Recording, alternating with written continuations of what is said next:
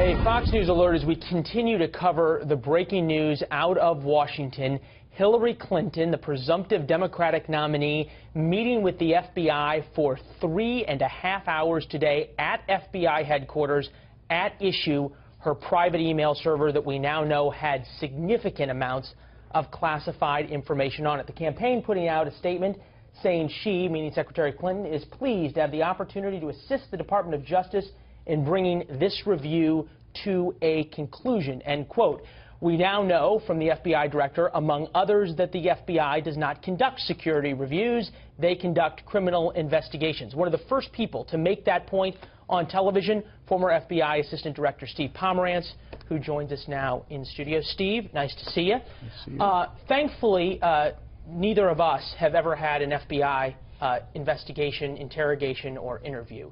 Give us a sense, and probably most of our viewers haven't either, give us a sense of what it's like at FBI headquarters at 8 a.m. this morning when Hillary Clinton walks in the door. Okay, I think the first thing to remember is this is not a picnic. This is an adversarial process. She is the main subject, we believe, with good reason, of a criminal investigation. You're exactly right. They can call it whatever they will. It's a criminal investigation. She is the main subject of that investigation. And this interview, interrogation, if you will, is the culmination of that lengthy investigation. They, the agents who are going to conduct this interview, have prepared for weeks, if not months, and have a list of questions very long to ask her. It's an adversarial process. They're looking for information, they're looking for the truth, and they're looking to get the questions answered that they have. So this is what's going on at FBI headquarters and has gone on for 3.5 hours. It's a difficult process, and these agents, excuse the terminology, but they want to sweat her. They want to get her under pressure, and they want to get answers to tough questions that they have. This is not a pleasant process for her. A, can you answer this question? Did she have to be in the room? Did she have to talk to federal agents today? And B, what type of representation is there with her? Meaning, you know, so often when we look at, and this is apples to oranges, when we see her up on the Hill and she has a panel of lawmakers, so she's getting hit with all sides. Is there a panel of FBI agents? What type of environment is she in? That, of course, I can't know on this in this case. In a normal criminal investigation, which this is anything but, I realize, you would have one agent, probably two. Good cop, bad cop. Well, sometimes helping each other remember what questions they want to sequence, taking notes. It's always better to have two. In an ideal situation, there would be an ideal situation from an FBI agent's perspective. There'd be no lawyers in the room. Certainly, they don't need help, in my opinion, from government lawyers, although sometimes the Justice Department has a different opinion, and they put somebody in the room. They certainly don't want her attorney in the room. And she didn't have to be there. You're right. I need to answer your questions directly. A, she did not have to be there. Nobody has to be unless they're arrested in the company of the FBI. So she's there. I've heard the expression lawyering 101. What every second-day lawyer will tell any criminal defendant is, don't talk to the cops. You don't have to do it. Don't do it.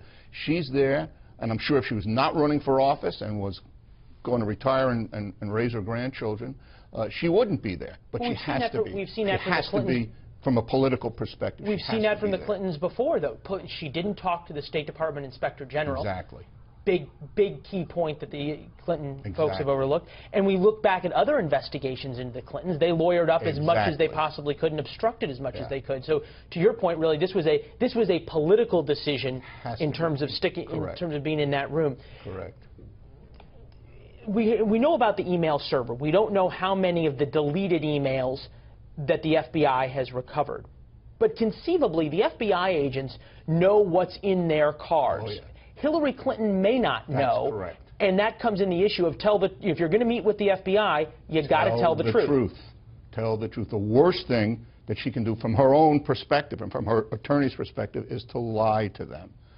That's the worst thing. We've talked about other cases where people have gone to jail, not for the underlying offenses that were under investigation necessarily, but because of the way they conducted themselves during the investigation, either obstructing, witness tampering, or lying.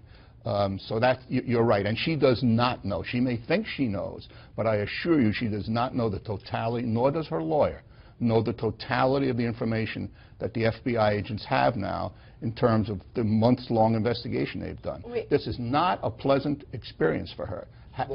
Has not been, I assure you. Well, Steve, we know you were on the other side of a number of those investigations. We appreciate you being here with us. Thank you, sir.